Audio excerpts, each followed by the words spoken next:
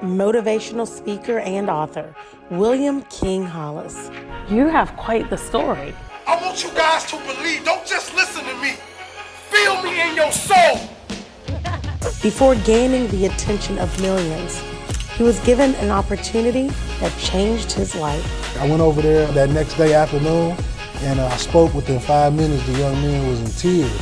And I was in tears because it was my first time really talking about my story. Oh, wow. So I'm finally getting a chance to interview, because once my team told me about you, I didn't, I hadn't heard about you, right? And so I went and I just started looking at some of your videos and some of your interviews and your appearances, and you have quite the story. Yes. To be so young. You're 32, right? Yes, ma'am. So for those of my viewers who don't know who you are, tell us a little bit about your life in Pontiac, Michigan. Well, my life in Pontiac was like a lot of inner city kids growing up in America. My mother was introduced to selling drugs at a very young age.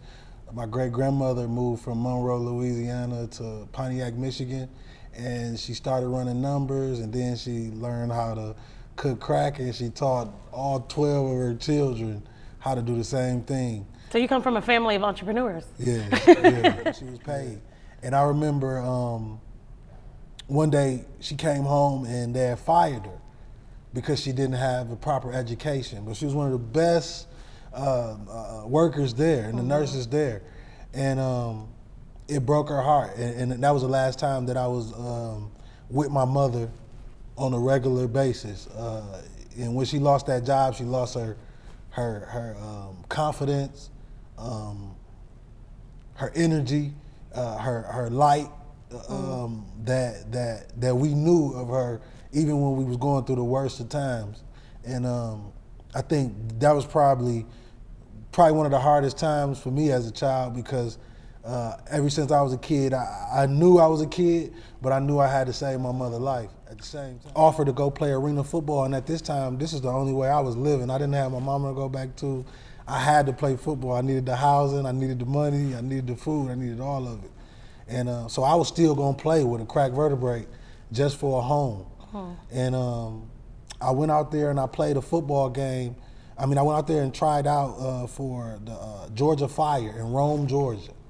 And they was feeding us ramen noodles and Peter Pan peanut butter, and I had high blood pressure. So the ramen noodles gave me a mini stroke before a day before the game. So I got that mini stroke. I tried to drink as much water as I could, went out there and played the worst game of my life after the stroke. And they cut me. I was back homeless. And one day she saw me one late night and she said, "Are you the coach that coached those boys?" I said, "Yeah." She said, "Can you come speak to a group of my young men at my school?" I said, "Yes, ma'am." She said, "I'll pay you a few dollars. Just come over at this time." So I went over there that afternoon, that next day afternoon, and I spoke. Within 5 minutes, the young man was in tears. And I was in tears because it was my first time really talking about my story. I had never talked about because I tell people, once you talk about your story, it really awakens a different type of emotion, because you don't really realize what you went through. Yeah, saying it with your mouth is something different, right? And after that, I walked out depressed, was going back to the hotel that I was sneaking in to blow my brains out. And like 3 minutes before I got to the hotel, she called and said, "How much do you charge to speak?" And I said, $75, $100. And I ain't know nothing about speaking. Right, yeah. And you're like, "How much you paying?" Yeah. And she said, "You got a deal." She said, "Next week you got an assembly, 500 students. That's your first one." My father taught me something. He said, "Will, the object is not to make $1 million. It's to make $1 1,000,000 times." So don't worry about how much money you accumulate.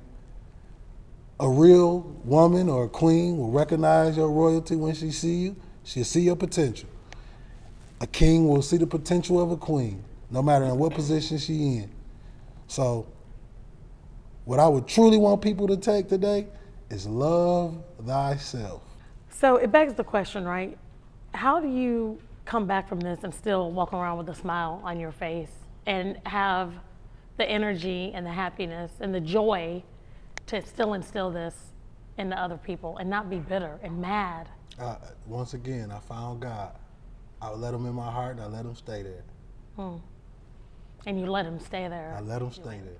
That's good. As always, I'm Michelle Taylor Willis. You've been watching the According to Michelle show, and you can find me every Wednesday right here on the VTV network at 10 a.m. and 7 p.m. But until next time, all right, so you got to tell me some more about this book, right? Because